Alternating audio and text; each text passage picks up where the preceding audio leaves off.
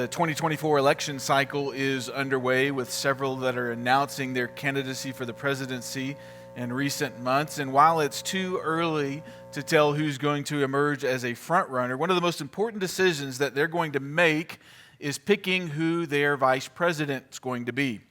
Picking a running mate is extremely important. Presidents have known this, and they've known this all the way back to the elections of 1836. In 1836, the vice president was actually picked by the Senate and not the president. During that election, the vice presidential running mate that was selected was so maligned that he couldn't get the necessary 148 votes required. And so the Senate actually picked the vice president in that year. John Kennedy knew this in the 1960 election. JFK was accused of being too young and too Catholic. And so in response to that, he picks Lyndon Johnson to offset his shortcomings. Lyndon Johnson was actually able to answer the question of experience and age and the question of his faith. And as a result, he was able to win many of the southern states that he would not have otherwise won. Even President Reagan knew this in the 1980 election. He was accused of being too old, being too much of an actor. He served in California politics, but had never been exposed to national politics. And to his credit, he picks a young George Herbert Walker Bush. George H.W. Bush was considered an insider and knew the D.C. establishment. He brought a youthfulness that Reagan did not have. And because of that, he was able to carry the 1980 election. Who you pick as a running mate matters. And as we get into today's text, we actually see an argument break out over the issue of partnership, over the issue of a running mate. And the argument was actually between Paul and Barnabas. But before we get to that, let me read verse 36. Verse 36, it says, "After some time had passed, Paul said to Barnabas, 'Let's go back and visit the brothers and sisters in every town where we preached the word of the Lord and see how they're doing.'" Paul wants to go back and revisit all of the churches that they have planted to this point. And it says right there in the opening line, "after some time." And we don't know how much time had elapsed, but clearly what's being indicated here is that there had been some significant amount of time that had passed since the church in Jerusalem gave its response on the issue of the Gentiles to what we're finding here in verse 36. This wasn't the next day. Some time had truly passed. This is a new thing. The missionary journey that Paul is getting ready to start is something that is completely new. This would be a second missionary journey. There's a new thing that he's starting. So Paul wants to go and revisit all of those churches that have been planted in that first missionary journey. There's a level of excitement that should jump off the page here. A few years ago, I preached a revival in Florida. And while we were down there, I had the opportunity to surprise the kids with the opportunity to take them to Disney World. And before we could leave Disney World, they were already asking to go back. There was an excitement to go back. That's exactly what's happening here in this letter. There's an excitement on Paul's behalf to go back and visit the churches that he had just got done planning. They had a blast and he wants to go back. And so he reaches out to Barnabas to say as much. But you see, there's some contention that's getting ready to happen in these next few verses. In verse 37, it says, "Barnabas wanted to take along John, who was called Mark. But Paul insisted that they should not take along this man who had deserted them in Pamphylia and had not gone on with them to the work. They had such a sharp disagreement that they parted company, and Barnabas took Mark with him and sailed off to Cyprus. But Paul chose Silas and departed after being commended by the brothers and sisters to the grace of the Lord. He traveled through Syria and Cilicia, strengthening the churches." They had a major disagreement they could not get over. They could not see past. No one was happy, and at the end of the day, John Mark was the reason. He was the center of contention. John Mark was Barnabas' cousin. John Mark was the gospel writer of Mark. But John Mark was the guy that left them behind in chapter 13. If you remember back to Acts 13, verse 13, John Mark went back home as they continued their mission, and Paul's not happy about it. He's not wanting to take this guy on. He's like, he let us down once. What's to say that he won't let us down again? Now there might have been some other things at stake here. We read in Galatians chapter 2, verses 11 through 13, that Paul and Barnabas actually get sideways with each other because Barnabas pulls from table fellowship on account of the Gentiles. So there was probably already some hurt feelings between Paul and Barnabas at this point. And so when this discussion about Mark happens, there's already some history that they have between the two of them. Paul is not having any of it. He does not want to take Mark, and he sharply confronts Barnabas over this issue. And at the end of the day, they come to this place where they cannot agree. In fact, the only thing they can agree on is that they need to go their separate ways. Paul was strong and courageous. He couldn't empathize with weak and cowardice, and so Barnabas and Mark set sail to Cyprus while Paul and Silas head north by foot. And the story continues in verse 1. Paul went on to Derbe and Lystra, where there was a disciple named Timothy, the son of a believing Jewish woman, but his father was a Greek. The brothers and sisters at Lystra and Iconium spoke highly of him. Paul wanted Timothy to go with him, so he took him and circumcised him because of the Jews who were in those places, since they all knew that his father was a Greek. And as they traveled through the towns, they delivered the decisions reached by the apostles and elders at Jerusalem for the people to observe. So the churches were strengthened in the faith and grew daily in numbers. So according to plan, Paul proceeds northward through the Cilician gates. They head in and visit those churches that they planted on their first missionary journey, but in reverse order. So they go from Derbe to Lystra and then to Iconium. And then from Lystra, they come across this disciple that was converted in chapter 14 on Paul's first missionary journey. We know that disciple as Timothy. This is Timothy, who's the focus of Paul's letters in 1st and 2nd Timothy. So Timothy was converted on Paul's first missionary journey. Paul recognizes him, he commends him, and so he goes on and he has Timothy circumcised here. Now you may be wondering, didn't that whole issue of circumcision get settled with the Jerusalem Council? Why is Paul having Timothy circumcised? Wasn't it agreed upon that Gentiles didn't have to be circumcised? So why is Paul circumcising Timothy here? But it's important for us to note that Luke reminds us that Timothy's mother was Jewish and his father was Greek.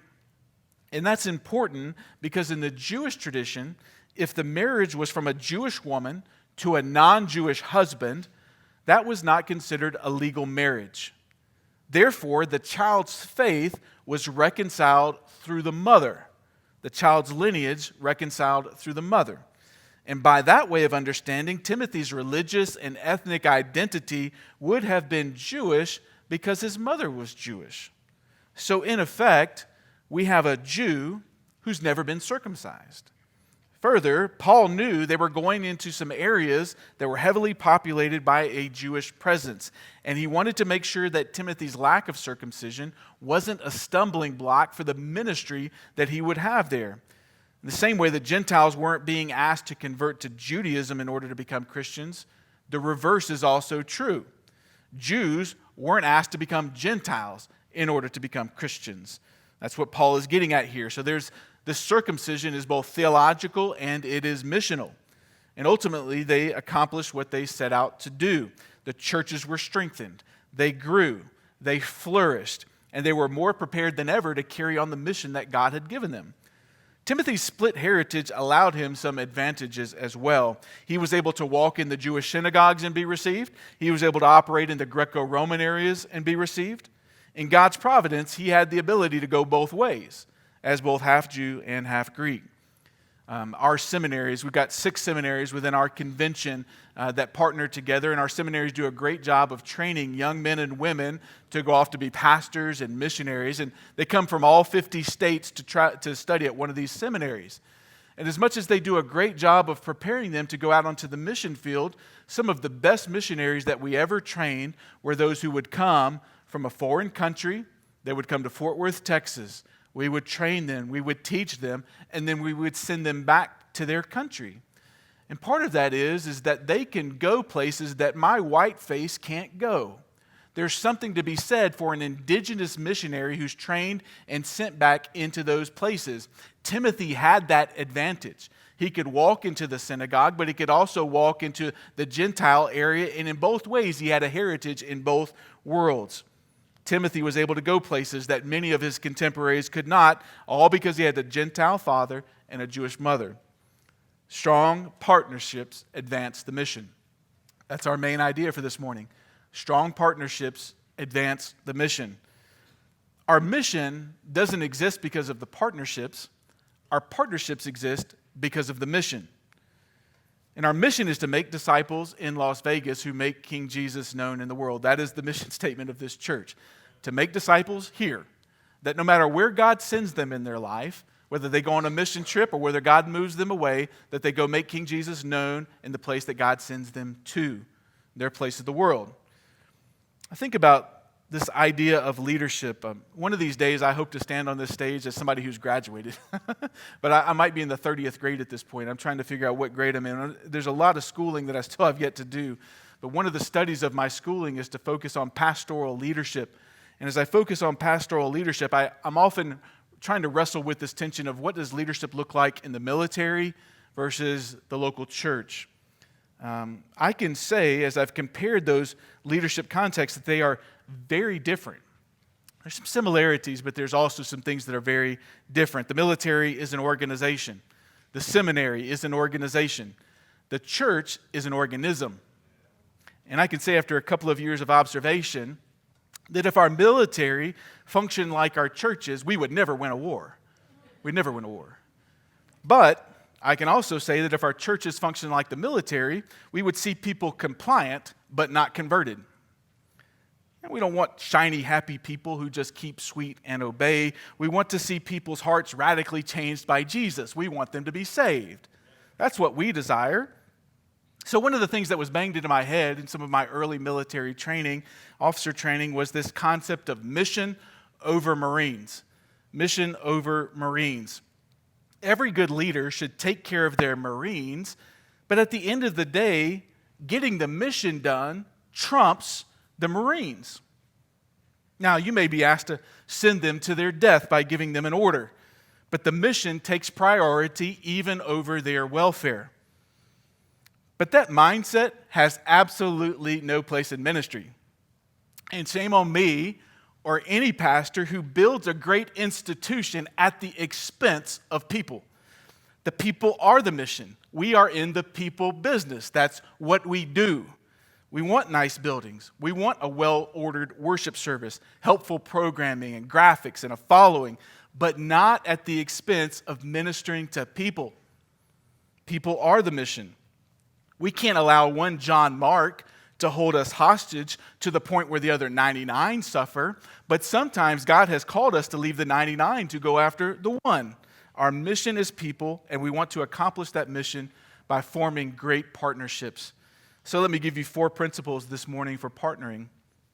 Number 1, partners encourage growth. Partners encourage growth. If you look at chapter 16, verse 5, you see that churches were strengthened in faith and grew daily in numbers. They were strong, and based upon that strength, they grew.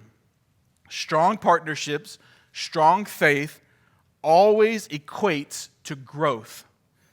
Sometimes that growth is numerical, sometimes that growth is spiritual, but strong churches always grow. And one of the ways that we encourage growth is through our discipleship pathway. We call it gather, grow, and go. We gather in this place to worship God. And we are not unconcerned with people, their needs are. After all, we have air conditioning, right? But fundamentally, when we come to this place, our audience is an audience of one. We gather here to worship God, and it's His opinion that we're concerned about. But beyond that gathering, we go into what we would call our opportunities to grow. That's in our life groups at 9:30. We grow in a knowledge of the Lord, and we grow in community. So you will oftentimes bump into people in this setting, but you'll never really get to know them as you're coming and going to find your seat. But you will get to know them when you go into a setting where it's a little bit smaller and you can actually have a conversation, where it's not just a preaching event, but there's a question and answer type of dialogue there. You are going to grow in your knowledge of the Lord and in your knowledge of each other.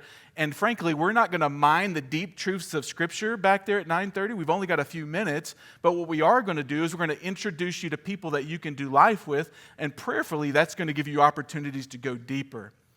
But frankly, you can't just stop right there. Christians who are growing in their knowledge of the Lord just don't get spiritually fat and happy. They go out and they serve somewhere in the body and somewhere outside of the body. If you're knowing the Lord truly, then you're going to go do something about it. And as Christians go out and live their lives in front of a watching world, then we're going to see more people back here in the gathering. As you represent Christ in your schools and in your workplaces and in this community, we're going to naturally see more people come into the gathering. And so there's almost this cyclical way in which we grow people and we make disciples. That's why we partner together as a church.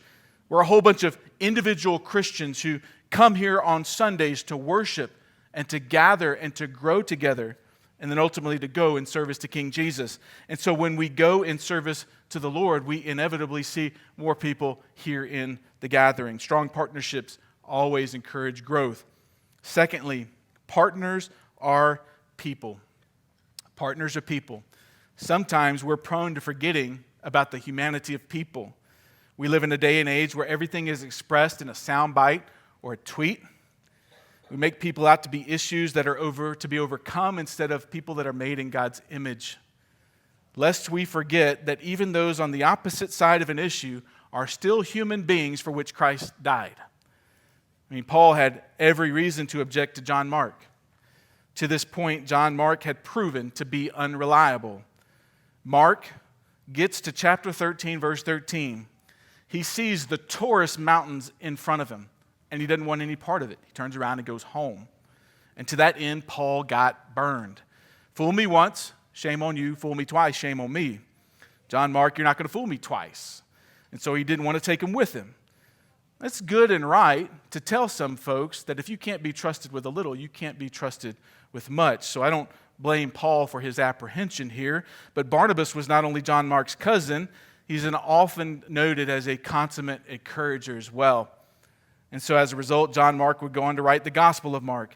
And he would eventually become reconciled to Paul. We know that reconciliation occurred because Paul would eventually recognize him as a co-worker in the gospel, Colossians 4:10, Philemon 24, and 2 Timothy 4:11. Eventually, those two come back together again. This rift was not permanent, but it's a rift that only gets fixed after Mark demonstrates reliability to offset his initial unreliability. We partner with people and we partner for people. Number 3, partners are culturally aware. Partners are culturally aware. In chapter 16, verse 3, Paul has Timothy circumcised here. And part of his action is related to the Jewish presence in those places that Timothy would minister. Paul knew that Timothy's lack of circumcision would have been held against him in those places.